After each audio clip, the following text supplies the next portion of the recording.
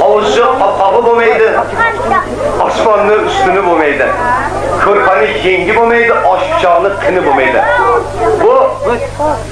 Buni yosh bola ham biladi. Biz bilmaydiganlarni topoldik, bo'lmaydigan narsalarni. Odamni dumi bo'lmaydi.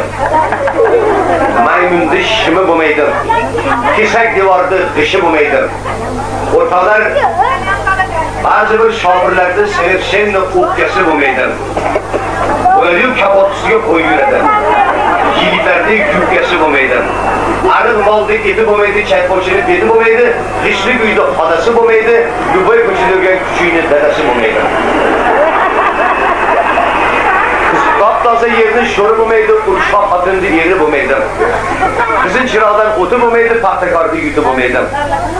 Xo'sh, o'rtoqlar, yaxshi odamni aldasa bo'lmaydi, ba'zi bir magazinda kalbasa bo'lmaydi. Holvaytarda tuzi bo'lmaydi, tuhmatchining yuzi bo'lmaydi. Makka poyani shimi bo'lmaydi, tepadigan eshakni minib bo'lmaydi. Aziz odam boy bo'lmaydi, uchina qizda joy bo'lmaydi. Bittalab yetsang tog' bo'lmaydi, jinnixonada sog' bo'lmaydi. Hayroshning guli bo'lmaydi, qurumsoqning puli bo'lmaydi, ammo boshliqning shaxmatdan yuti bo'lmaydi. Nimagadir ho'kizda ham suti bo'lmaydi.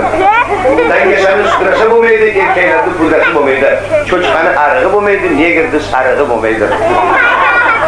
Yarim kecha ko'chada daydib bo'lmaydi, natijasini xotinga aytib bo'lmaydi.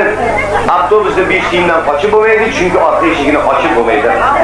Marojda issiq bo'lmaydi, kulib turgan yigit ismi bo'lmaydi o'rtoqlar. Qalbda tara bo'lmaydi, hozirgi to'ylarda ara bo'lmaydi. Xo'sh, qolaversa bitmagan uyda oynasi bo'lmaydi, orasida qaynasi bo'lmaydi.